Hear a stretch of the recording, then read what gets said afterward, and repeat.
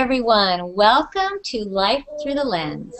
Tonight we had life happen to a few of us, as a matter of fact. If you'll notice, we have Karen Hutton missing, we have Carrie Murphy missing, and our featured guest tonight also is not here because, ta-da! Life happened. Which brings us to a wonderful subject tonight. This topic that we're going to discuss tonight is life. The chaos of it, how do you balance it? Is there a way to balance it? Is there a way to harness it or find some sort of peace in the chaos that goes on in your world? And with that, of course, on our second half, we have our Life Plus One segment where we get to share with you G Plus photographers that inspire us. So stay tuned. Let's get going because it's going to be good. My name is Kelly Seeger Kim. I am a stay-at-home mom and macro photographer, and you can find my work at kellyseegerkim.smugmug.com or right here on G+. Next up, we have Anna Wen. Hi, everyone. I'm Anna Wen. I'm a photographer based at Naples, Florida. I shoot fashion, weddings, and people, and I don't shoot them with a gun. I shoot them with a camera. I'm currently pursuing another 365, so you can check my stream for snippets of my life and pictures of me. Hey! Right on! Anyway, you can find my work at zanna.com or daily at G Plus Stream. Right on, baby. If you will notice, we have another person joining us tonight that has facial hair. Usually it's just one, but tonight we have the fabulous Jason Joseph joining us. Say hello, Jason. Hello, Jason. You're too kind. You're too kind. This is actually, I just penciled this in. They told me that I needed this to be on the show. They were looking for more testosterone to balance it out, so brewed this in a quick. And what do you want to know? I am a photographer. I'm based in New York City. Stay off of my website. Don't let me catch you there. I don't want to see you there. I'm just here to hang out. Now, if you're an art director, then by all means, it's jasonjosephstudio.com. If you want me to shoot your bar mitzvah, again, I'm going to ask you to stay off my website. That's it. And I'm just here with good company to talk about, hopefully, something that sounds pretty interesting because things happen. It happens on shoots. Things just kind of go crazy. And what do you do in that situation? So when they told me what we were talking about, I said, let me get some coffee, and I'm in. Right on. We're so glad you joined us. It was perfect. Perfect for you. Mr. Ron Clifford. Hello. Hey. How are you doing tonight? Boy, it seems to be, it's something contagious. When things go well, they seem to go well for everybody. When things go haywire, they tend to go haywire for everybody around you. It's almost like a cosmic glue coming loose. Yeah, I'm doing really great tonight. I'm actually just finished the final week of the mentorship program with the 8 turned into 12-week mentorship program, and so I'm really on a bit of a high seeing the work and the final posts, and actually a bit sad because you really get really intimate with this group of people. So anyway, I'm looking forward to tonight's show and seeing how we weave through the chaos that has happened and we find some order. So yeah. Right on. Tamara Prusner, good evening. Good evening. Somebody has to do it in Karen's stead, no? I know. I'm Tamara Prusner. You can see me mostly on G Plus or, in these hangouts that we do every 2 weeks. Right now, I am still waiting for the last few bits of the monsoon storm so I can get out there and chase them down. You can check out my stuff on G Plus or, like I said earlier, or on my website through tamseyes.com. Excellent. Tana Teal. Hey. I'm Tana Teal, and I'm a photographer in Washington. You can find me here on G+, or sometimes you're not, because sometimes I'm not shooting, and I'm not here on G+. But, okay, you can find me on G+. For sure. I was totally going to call you on that. Yeah, I know. Yeah, because I'm always on the computer, right? Never shooting. No. But I've had a crazy life happens month. September is one of those months. August and September, so much stuff comes together. So I think it's going to be fun talking about that tonight. And and I'll get my lower third up at some point and get the Smug Mug information on there. Right on. I'm having a moment right now with this lower third. It's life. Nice. Right. Life is happening. It's so happening. So the question is how do you deal with it when it does happen? Do you cover your head with your pillow and say, I don't want to play anymore? Sometimes I always tell everyone, and myself included, that you're only allowed 5 minutes to have a pity party, and then you have to pick yourself up, put on some lipstick. Well, in your case, Jason and Ron, drink a beer. I have no idea. I thought she was going to say, put on your lipstick. In your case, Jason and Ron. That's what I thought you were saying, too. Yeah, exactly. But you just have to, pull yourself together. But sometimes I think if you do that way of, pulling yourself together, you end up getting more overwhelmed than if you just had your pity party.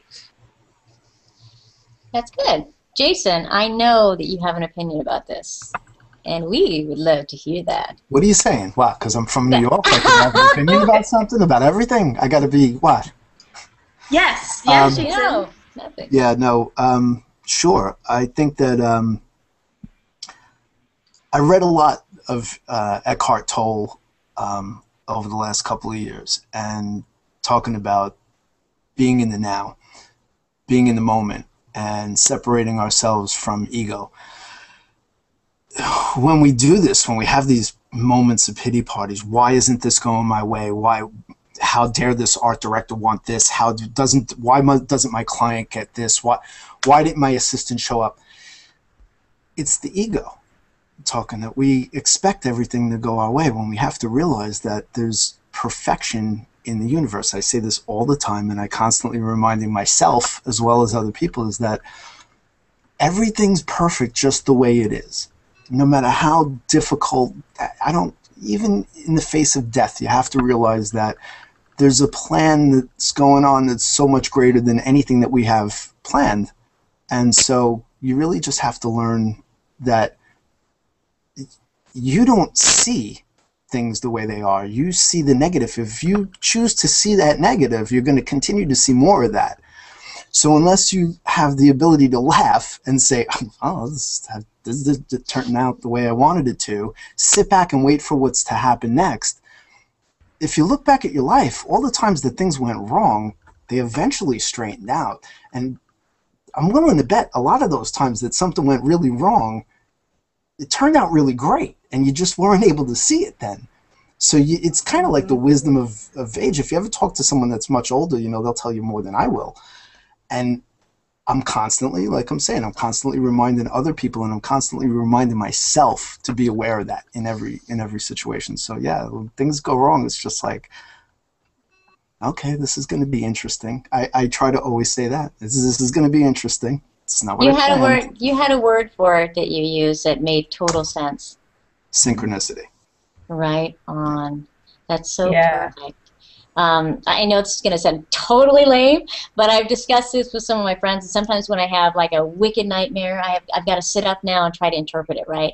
And because for me, dreams aren't necessarily dreams. They're maybe messages your brain is trying to send you and whatnot. And often, once I can identify in my dream what messages my brain might have been trying to share with me, all of a sudden it's not a scary thing anymore. It's not a negative. And once I can do that, I can just wipe it off, and I'm not necessarily, seeing spiders everywhere or whatnot. I've totally identified it. And for me, I still find some sort of parallel between what you're saying and just my simple need to analyze my nightmares, because otherwise I can't go back to sleep. I can't freaking go back to sleep, man.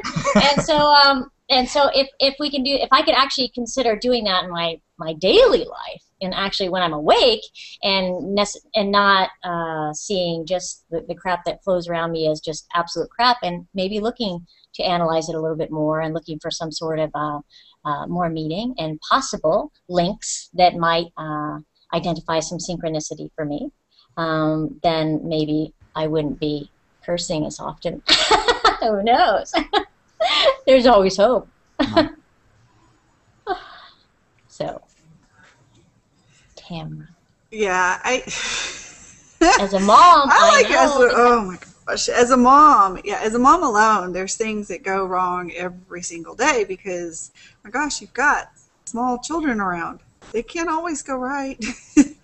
But the thing that I keep reminding myself is kind of what you guys were saying, is that there's a reason for it, and tomorrow is always a new day, and you just keep going, because what else can you do? You can't, it's not like I can sit there and get my remote button and pause life. I can't do that. So the only choice that I have is to go forward, and then I get to choose my attitude. Either I go forward with a good one, and maybe the next moment is better than the last, or I can choose to go forward with a bad attitude, and then the next moment will be worse than the last. So it's all about attitude for me. Mm-hmm. I find going through life, knowing that you have the power to choose that attitude in spite of how you feel, like your attitude and your emotions may be disconnected there. Because I know it took me a long time in life to realize I could move forward in spite of feeling like crap. And it was a choice. So that's a really good point. That's an awesome point. So when things kind of spin out of control, you have to make a choice. You could sit around and mope about it, or let it spin further, or you could begin to put one foot in front of the other. And that's a really tough choice to make. It is. It can be very tough. You know, the reason why I even thought of attitudes is my mom's, she's got this wall of printouts that she gets in emails, because that's my mom. We love our moms. Yeah, yes. And most of the time, sometimes they're just really funny, but other times they're stories or they're quotes that are deep quotes that make you think. And one of them is actually the Attitude quote by Charles Swindoll. And I'm sure you guys have heard this one. It's the one where he says, "The longer I live, the more I realize the impact of attitude on life. Attitude to me is more important than facts. It is more important than the past, than education, than money, than circumstances, than failures, than successes, than what other people think or say or do. It is more important than appearance, giftedness, or skill. It will make or break a company, a church, a home. The remarkable thing is that we have a choice every day regarding the attitude we will embrace for the day. We cannot change our past. We cannot change the fact that people will act in a certain way. We cannot change the inevitable. The only thing we can do is play on the one string we have, and that is our attitude. I am convinced that life is 10% of what happens to me and 90% of how I react to it. And so it is with you. We are in charge of our attitude." Yeah, amen. So, right. And so let's say we know all this. You know, like logically, we get it. We totally get it. But you've got a day where life after life after life after life has dumped hot steaming piles on you that day. So now, are there any tricks that people have to just, you know, remind themselves, you know, not to lose their cool? To be, you know, to say a word that's not bad. You know, I think I graduated college about a year ago, and my last semester in college I was taking a senior seminar, and one of the assignments was to write a letter to yourself from you 25 years in the future. And it was on about, like, you know, it starts out with like, "Oh yeah, you're sitting in a jail cell, sorry that you went to jail," you know, just something funny. But I remember in my letter I said to myself, no matter what happens to you, you're going to be okay. And every time I'm feeling really like out and about and like just everything just comes crashing in and you just want to pout all day, I pull that letter out. And it's been about a year and a half now, but I still read it to myself. I'm like, it's going to be okay. Myself 25 years in the future said so. And she's from the future, man. She knows her. I think that beauty of some sort always comes out of chaos in your life. You know, you think about nature.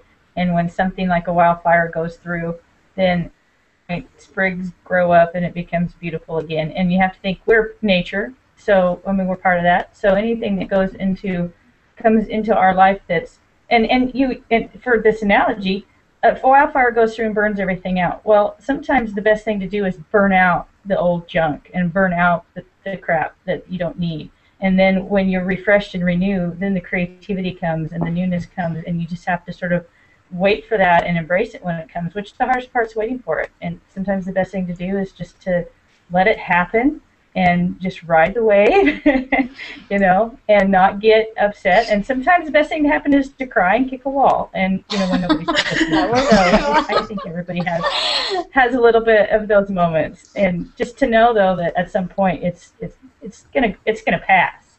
And usually the best stuff comes out of those darkest moments. I know with me it has. The worst times of life, when it passes, then the creativity or a new beginning, something really exciting happens, and that's the best thing to kind of think about. Now, going off of that, Tana, do you also believe that some people, not the majority of people, can kind of get addicted to that, like, mellow, like, sadness, like, melancholy? Oh, yeah. There's lots because of their work. They can be well, and just personality-wise, it's easy to become melancholic, and if you, like, there's been times where I embrace that, and I take some of the moodiest, and you can find some on G+.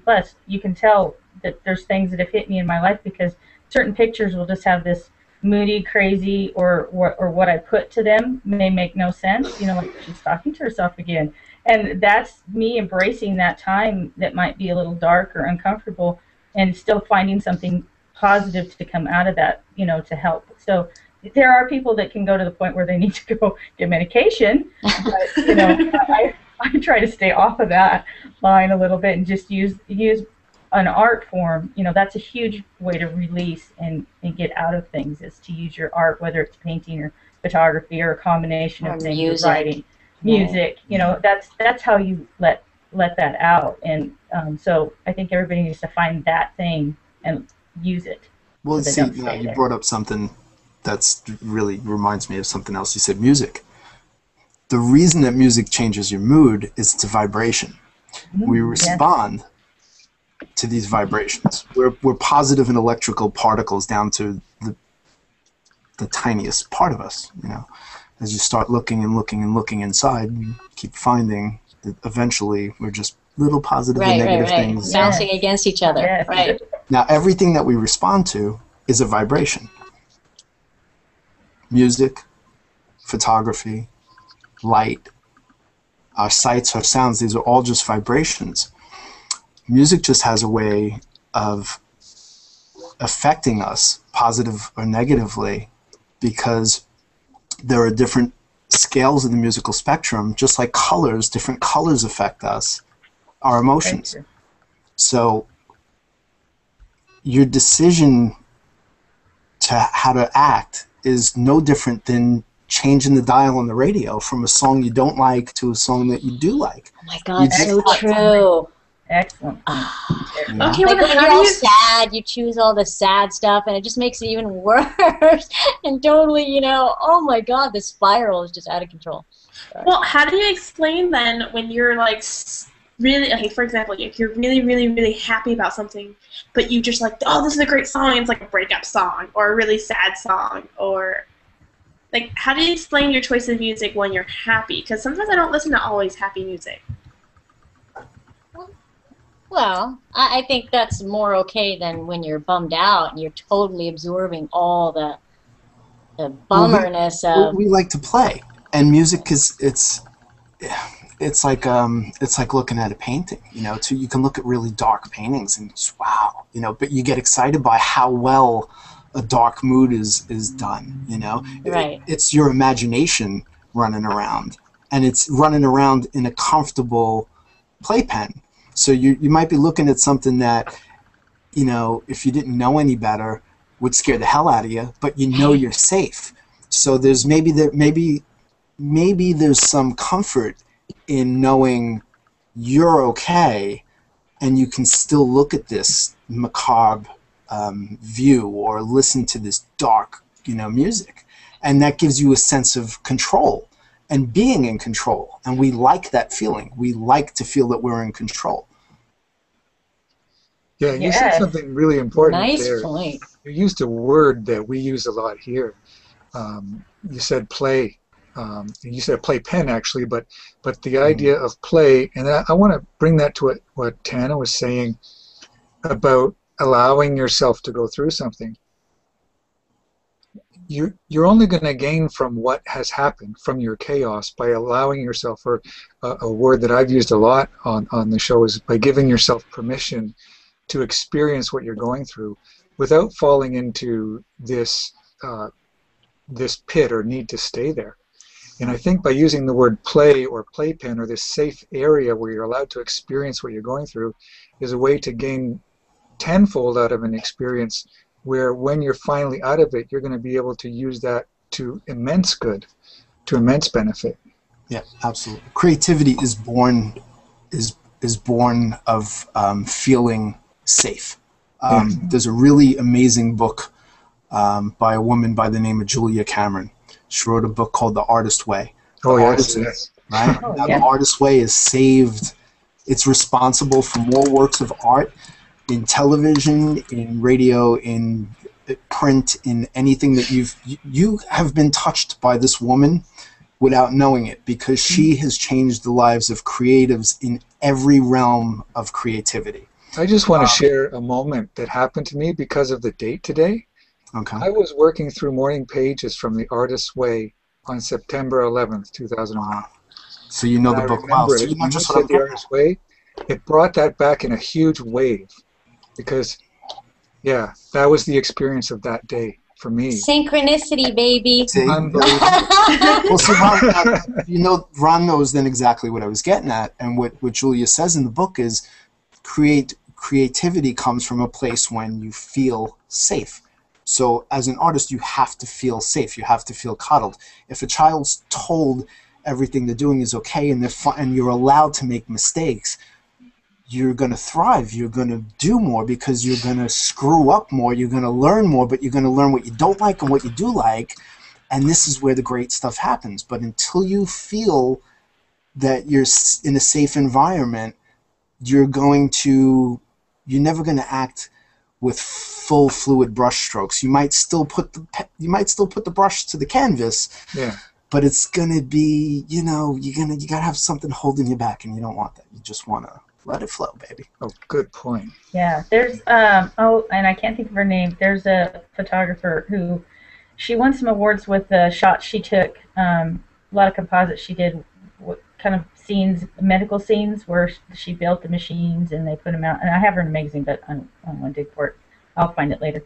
But she was going through a very dark time, medical time in her life with, I think, a family member, and she was thinking of all those ways that if we had the technology, we could do what we wanted to fix different diseases. And she made these machines out of it, and then she photographed them, and they've been in galleries and all kinds of stuff. And that's another example of just that creativity flowing from somewhere that affects your life, and then you can take that, and it's a healing process as well, oftentimes. And we don't even know it till we come out of it, how much that's helped. So, but I agree with you, Jason. I think it's a huge thing. I grew up in a family with a mother that was like, oh yeah, try that. If it fails, try it again. Do something else. I mean, she was very much, don't be afraid. Don't let fear stop you from trying something. And I like my She's person awesome. is sort of like, if I'm in the mood, I'll step off the curb. If I'm not in the mood, I might wait and watch you step off the curb, and then maybe, so. But she was very much, and now I have a brother who's a cinematographer doing, chasing around the world doing the stuff he loves, because we were safe to have creativity in our house. Absolutely. And that's really a huge thing you don't think about. When you have kids, you need to give them that. It's very important.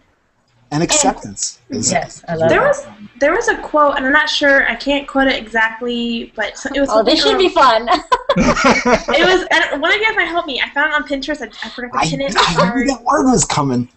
Anyway, because I pin quotes to live by, and it was something that goes, an artist doesn't seek out criticism, an artist seeks out love, or something on those lines. And it's true, about the Artist's Way is you have to feel safe so you can express yourself. Because if I didn't feel safe expressing myself in my 365, you betcha I would not be posting them online. Yeah.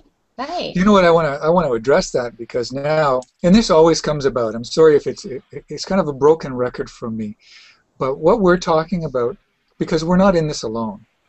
So what we're talking about is community, and when we're doing something with someone else, or when there's somebody else to reach down and not necessarily pick us up, but even just hold our hand through it, when we have that connection with another person that can help guide our steps. I think about the mentorship program that we run on Google Plus, and how time and time again I hear of people saying how much of a benefit was not just having a person like myself that's maybe more experienced helping them through things, but it's the community that develops, the relationships between people in the course that makes the big difference for them, so that everybody is kind of nudging everyone else along. And so I just wanted to bring that in, because we've discovered here and just a phenomenal community, and people that really encourage and help us grow our strengths. Right. You mean people that make you feel safe? That make so that you feel can safe. take those risks. Like on Selfie and... Sunday. Yeah. Right. I just want to sing "We Are the World." Yeah. Um, Yeah, it could get a little gushy, I know, but no. That's It goes good. right is back we into do- what Jason was saying, though. It's safe. You're safe. Yes. You're here with us. You Safe. have people supporting you, blushing. making you feel that way, whether it's a parent or a community or a mentor. You know, it's all goes right back into that. And what I would like to address also is just like when life happens and when you need to take a moment and analyze what's going on and maybe address the things that are happening. For instance, we've got a few missing beloved members tonight, and I was missing the last show because life happens, and at some point you have to stop and start looking around you and seeing which, what needs you most at that point, and what you need to pay attention to. And maybe, there's some signals that you've been missing at that point, whether it's, work is calling you, or for me, the last episode, it was, my kids. And that was a good signal for me that, I needed to analyze that moment, and they really needed me more than anything else. And sometimes you have to, at that time, you think it's a sacrifice that you're making, but maybe, that's the wrong word. Maybe it's, just choosing the proper path, or maybe that's just what was calling you and really needed you at that time. But I know I don't, although I missed you guys and I love everybody, I don't regret it even for a moment. That was what needed me at that time. And so in those moments of chaos, if you give yourself a chance to really analyze that moment, you'll now I'm going to sound all new 80. The path will be clear. The path will be clear. You will see what needs you, where you need to go, where, where your energies need to be spent. And, that's when you say that, with the energy being spent in different ways and what's calling you, because there was a story floating around G Plus about 2 weeks ago with Michael Bonacor's situation with his dog, and it was very touching of how the community came together and really, really helped him in this, it could have been his deepest, darkest moments. That was a really moving story, and he didn't have to share his heart like that. That was a pretty powerful moment that was happening to him, and he certainly didn't have to expose himself like that. But he felt safe. He felt like he could, and that people would come to him, whether with just support, or a lot of people came with financial support. But either way, it was all helpful, but he did that because the community made him feel like he could. And yay, the doggy's all good. It makes everybody feel good. Yeah, I totally agree. It's all good. Yeah. Synchronicity.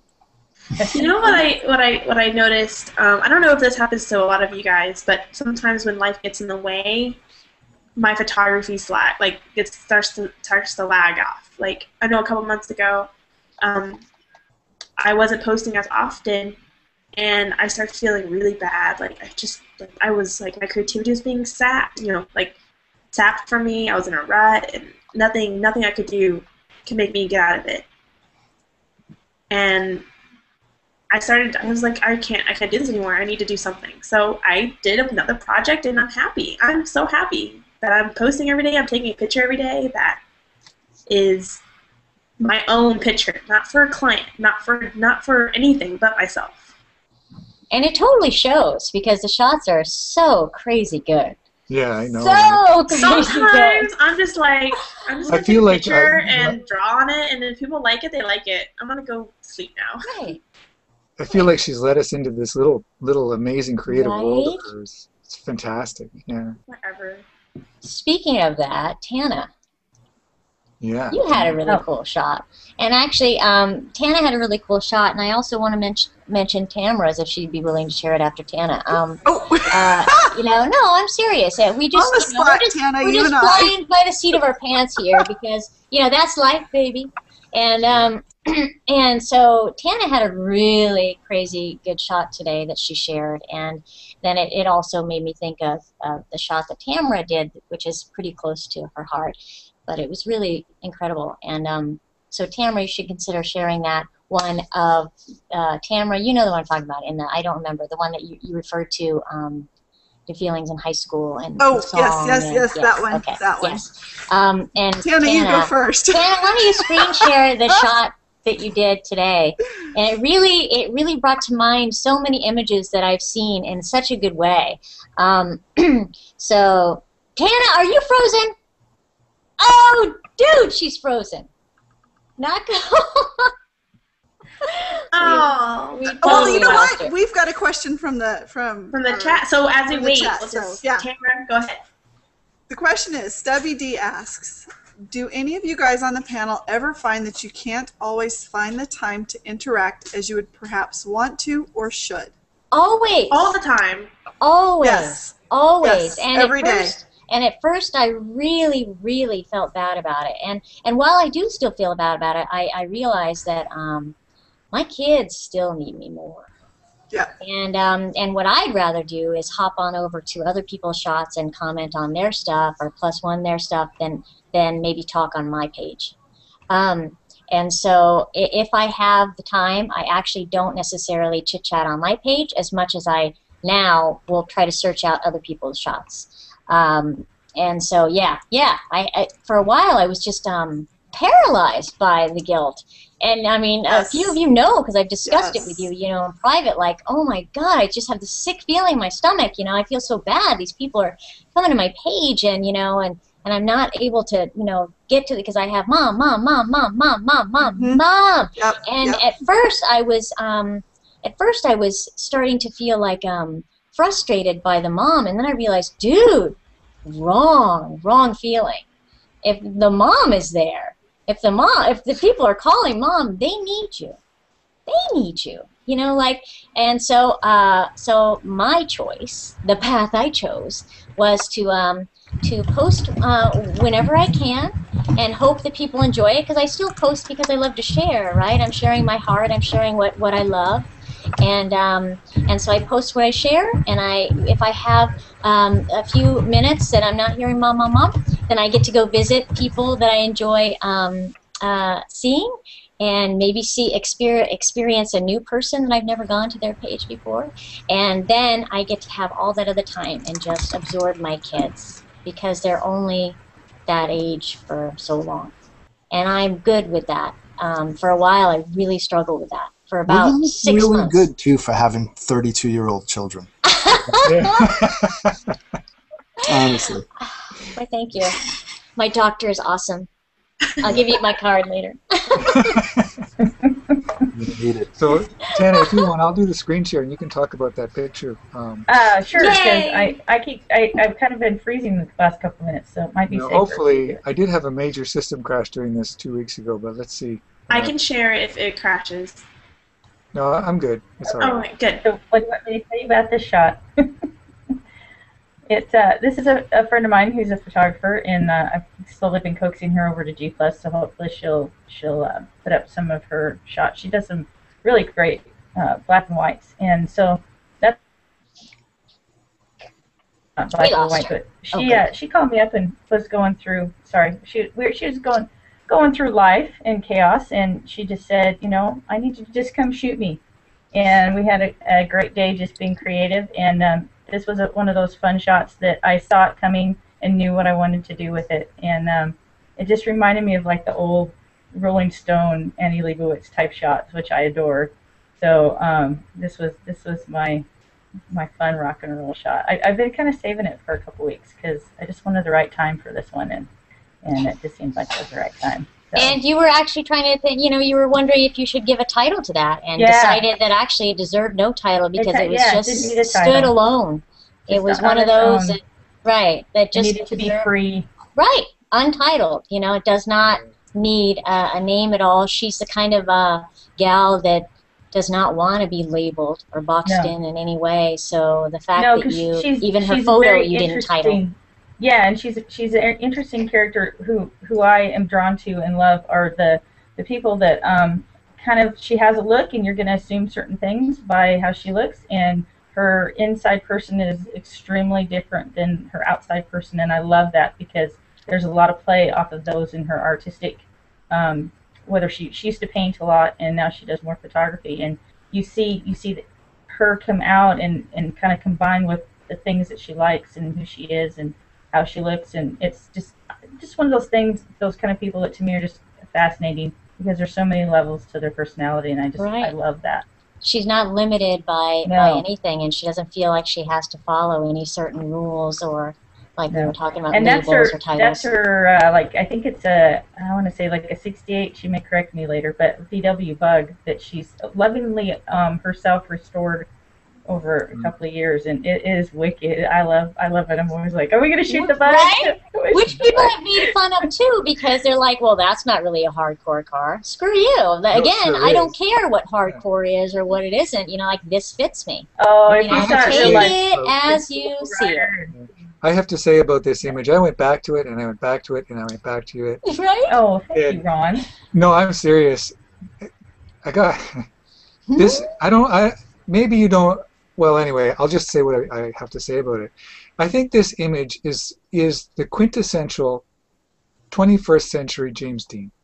Right. I mean, the fact that it's a woman, the pose, the look, the car, the tattoo, everything about it just screams iconic. That's the word I have for it. Right. The story tells when I first saw this, I was like, oh my God, you're killing me. You're killing me. And because I can really look at this shot for a long time.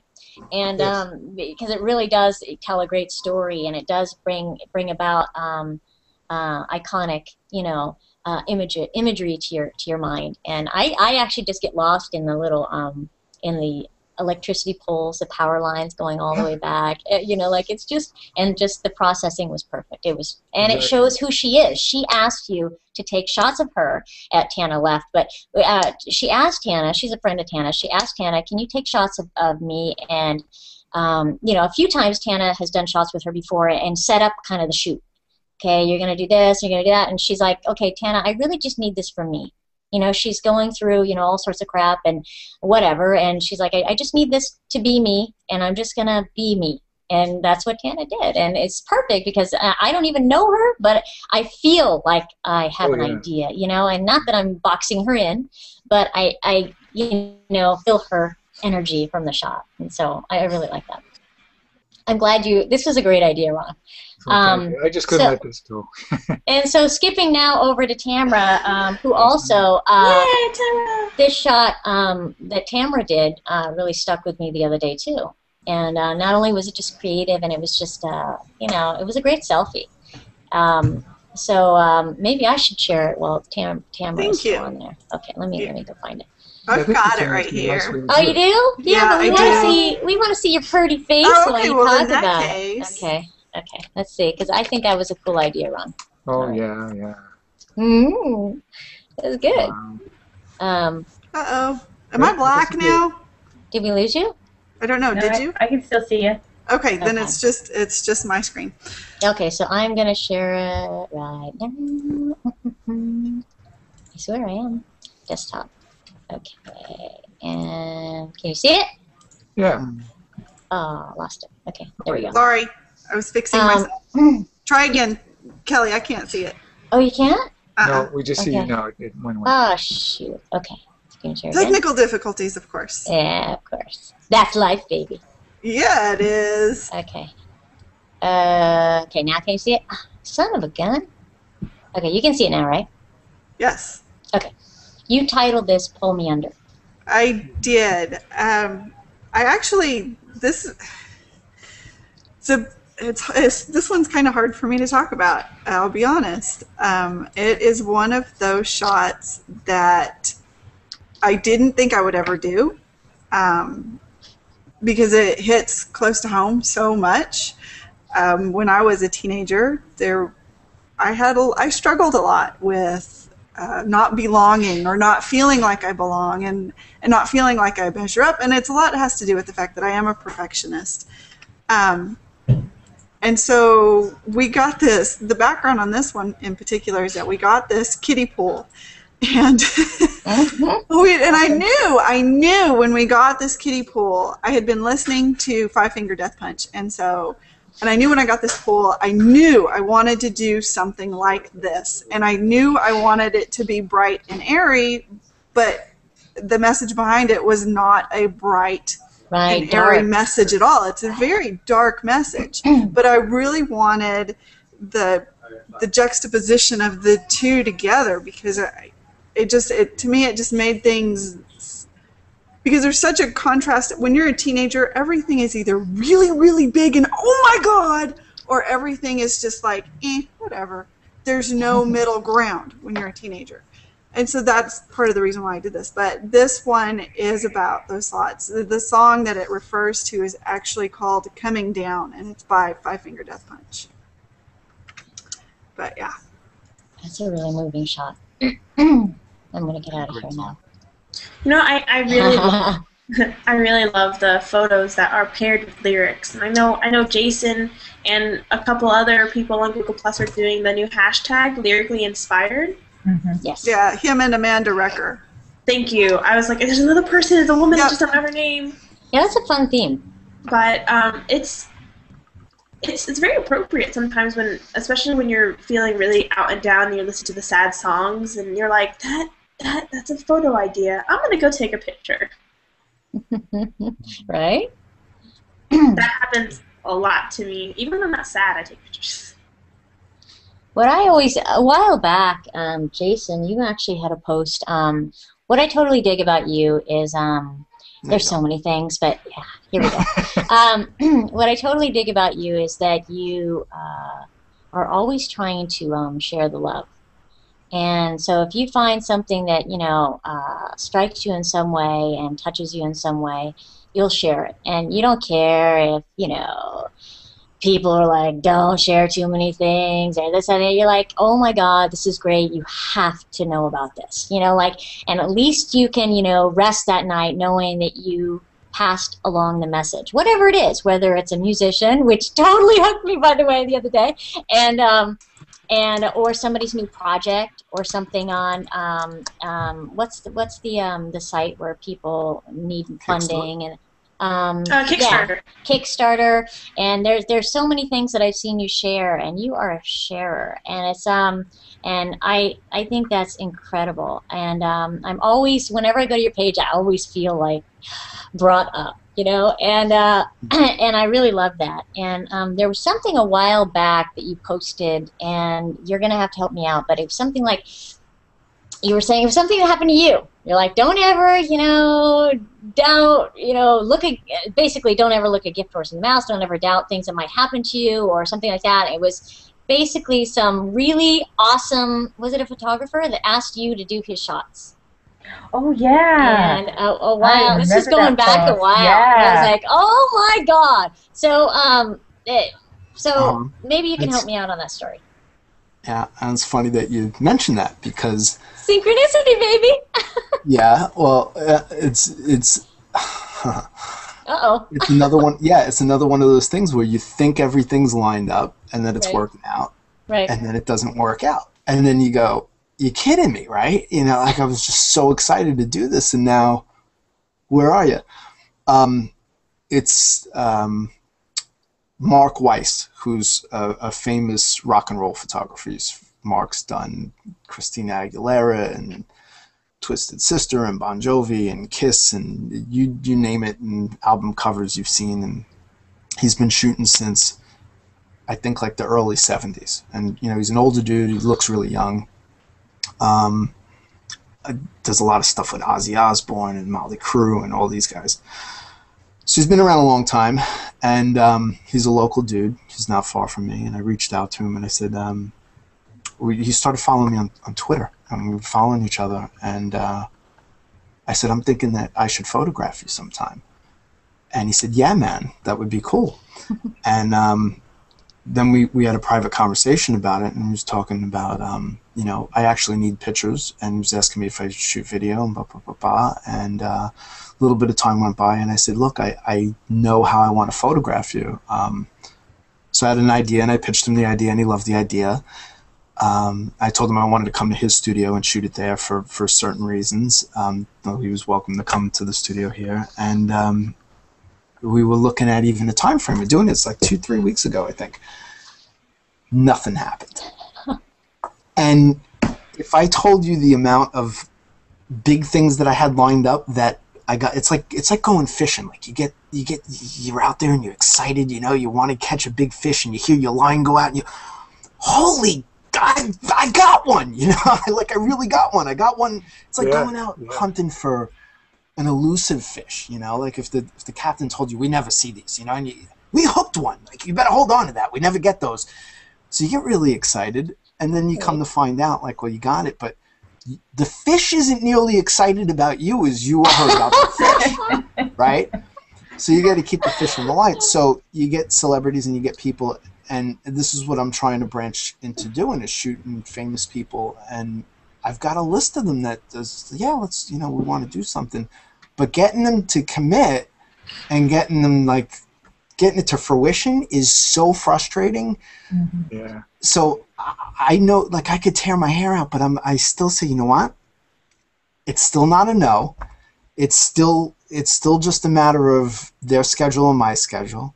I have a picture I'm trying to do with the guitar player from Guns N' Roses for 2 years. I shot the test shots for it last October.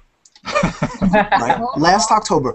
It took 2 tugboats, a barge, 4 guys, and a welder, and to put this together, right? To put the shoot together, to put the test shoot together.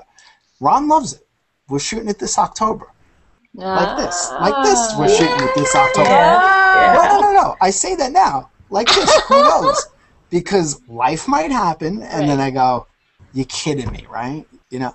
So I'm prepared for that. I laugh through all of it because I remind myself, you know what? I have interior clients that need me. That like, I'm fine. Life goes on. There's food in my fridge. There's, you know, like, there's money coming in. It's okay.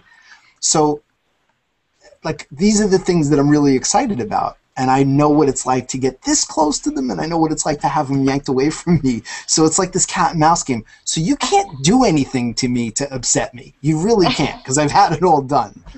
I've really had it all done. And yet you're not afraid. Yet you're not afraid to still continue to play the game. I mean, it's some people, right? You have to. I'm shooting Tommy Lee from Motley Crue. His nephew's coming in on the 26th, and they're coming for almost a little over a week.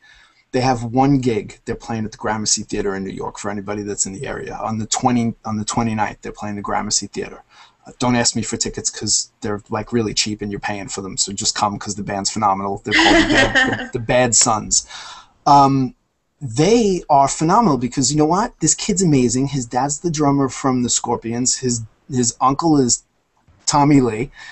And they're not getting any help. They don't have his uncle's not calling up saying, you know, book my. They had 1 gig. So I reached out to some people that I knew, and I said, you know, can you hook up these guys for me? They're coming out from LA. Got them like 4 gigs, and I've been talking with the kid's mom, the singer's mom, and so I was really able to be helpful to them. And we're doing a photo shoot together. So we're shooting them, and that's for sure.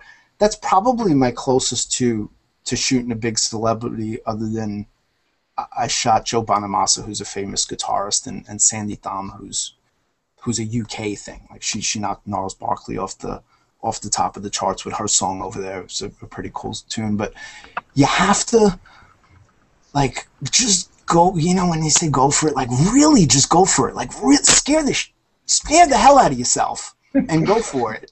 and be prepared to be told no like 500,000 times. If that's the game that you're ready to play, then eventually you're gonna do great, and people are gonna get to see these really great pictures that will probably mean more to you than they'll ever mean to them because it took you so long to make them. Yeah. And That one time that it says yes is going to be totally worth it because you're ready. I think I do this for me. Every image that I want to make, I'm not doing it. Right. It's a big game. The key right there. That is the key right there. Every Understand- image you make is understand your for motivation. me, Oh, not God, for anybody else. Don't It's for forget. This is for the 8-year-old little kid in me that used to flip through the record bins and see images. It's not for Love anyone that. else. Yeah, it's not. Or like the 16-year-old that used to rip pages out of the magazine, the Rolling Stone, who never read Rolling Stone in her entire life, but would rip the pictures out and then. I have a photo of me from a camping trip when I was 16 years old, and I'm stretching in front of my mother's taking my picture before I'm even awake. And you can see into the tent, and on the back of the tent is a Motley Crue poster, and it's Tommy Lee. We took our posters from home and taped them up in the tent. That's so funny. So now I get to show this to I have his email address. When I finish with his nephew's photo, I get to email him and go, show you something. Excellent. The world is this big.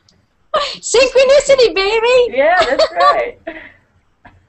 That's awesome. Wow, I have to But say, that's the start of things. That's the seedlings that get planted, then things grow from that. the ability to put one foot in front of the other, that first step. Like a lot of people are really frozen. I was helping somebody recently because they were afraid to ask somebody to take their picture. They really, really wanted to do shots in the street, but just couldn't get over that talking to somebody who was not familiar. And so the interesting is later this person showed me a photograph they took in, where was it? Not Tehran. A very closed country anyway, of a woman in full outfit. You can't even see the eyes. But she was able to take her photograph. And I think she said, well, my friend helped because she really asked her. But the point was that she had enough guts to finally ask in a situation that she was shut down completely by everybody except this one person. She got a stunning photograph of this woman in this culture that is so foreign to us. And I bet you the story of that photograph and how it'll change her life isn't even over yet. Oh, no. Surface years from now, Lord knows the person who took the photo, they might be telling the same story that you're telling right now about the photo, about the experience. You never know. I looked at images from a New York hurl. I don't remember which one. It was like one or two, and it was all these guys on the Brooklyn Bridge, and they were photographing, and there was a pimp in a bright red suit from head to toe, red shoes, red suit, and a furry red hat out to here. I must have seen about 15 different photos by 15 different people that photographed this miraculous guy that was walking around in broad daylight on the Brooklyn Bridge. I mean, this is a sight among sights. Not one person got a photo of him that was really, where something wasn't in the way. And I talked to one of the photographers about it, and he said, yeah, we had a hard time getting a photo of him. And I'm just thinking, every one of you guys failed as a photographer. You could not have stopped me had I been there from stopping that guy. I don't care if he had an automatic weapon strapped to him. I have got to photograph you because you didn't leave your house to do this and look this spectacular without wanting people to notice you. And we have to get this on. I would have dropped to my knees. My hand to God, I'm not kidding. I'm not saying. I would have dropped to my knees. I would have not only stopped him, I would have had lights come over. I probably would have been able to demand a half hour of this guy's time. And he demanded it. You couldn't look at this guy and not be, I mean, this was just New York. Right, it totally it deserved that attention. Speaking of, I know somebody else who also would not let a moment like that go by. That's right, we do. Hello, Mr. Shapiro. Hey, what's happening, everybody? Hey, Alan. Hey, Alan. Yo. What Yeah. shaking, man? Time. Right? Yeah, it has been. Yeah. Would you have let welcome. somebody in a fantastic red fuzzy hat walk by without, totally... Do you even have to ask? I know. I totally know. I've seen him. He tried to get a cop car to turn on No, I sirens. tried to get you on the hood of a cop car. We did ask. We did ask. We did. Right? And they were, and the way he operates is that the cops weren't even like, "What the hell are you doing?" asking. They were like, "Oh man, I'm so sorry." Oh God, it's Alan I'm so again, sorry." right? They were like, "Yeah." They were like, "Oh," they felt bad that they couldn't do it. You know, speaking of cops, Oh boy. Yeah. That was a weird Oh, here we go. speaking of chances to not miss, I remember I was in California and my sister, it was in the middle of my first 365, and I was visiting my sister, and she goes, "Oh man, we just got pulled over on the freeway." So here comes this Mr. Officer, and he was cute, and I was single, and I'm like, you know what? I don't live around here. I'm just gonna do something crazy. I go, "Officer, can I take my picture, my 365 picture, in the backseat of your car?" He goes, "I'm sorry, we can't do that." I was like, "Well, what can I do?" He goes, "Well, you can take a picture next to the cop car." And I'm like, "Will you be part of my picture?" So I have a photo of us. If I didn't ask, it would never would have happened. I have a photo of us, my sister and myself, with the police officer next to his car with the sirens on. Oh, see, I would have said, "What about if I bash in your windshield? Now can I get to the back seat of your car? Take a picture?" How does that work for you? If I commit some sort of felony in the next 30 I didn't seconds. want to be in jail across the country. You know, that would be really difficult. No, your way's probably better.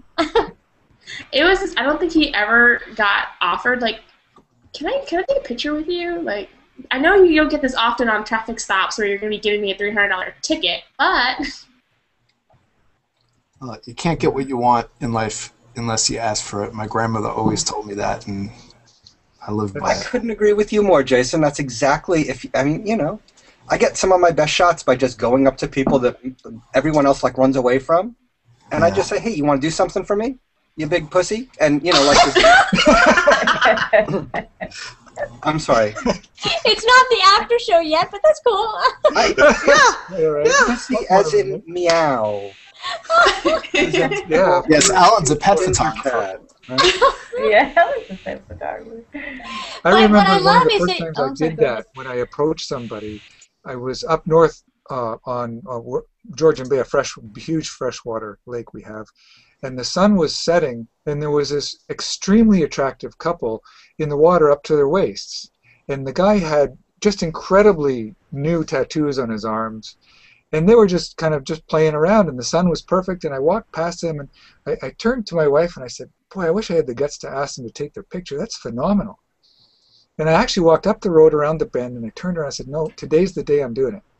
And so I remember that turning point for me. I went back and I said, and they were toweling off. They were coming out of the water, and I said, "Listen, I just have to ask. You two look fantastic in the sun together as a couple. I'd like to take your picture, like when you were in the water."